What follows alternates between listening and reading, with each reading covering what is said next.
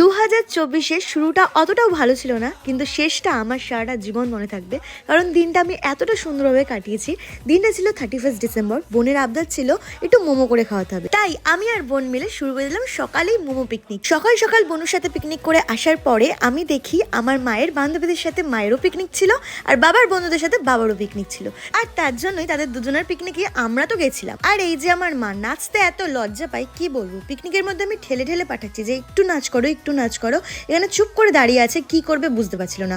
দেন একটু হাত পা নাড়াচ্ছিল, ওই আর কি লজ্জায় পড়ে। আমাদের আবার লজ্জাটা নেই বাবা, আমরা আমাদের কাকু কাকিমা সবার সাথে খুব আনন্দ। এখানের পিকনিক শেষ হওয়ার পরে রাত্রির 12টার আগে একটুখানি আগে চলে গেছিলাম বাবা যেখানে পিকনিক করছে সেখানে।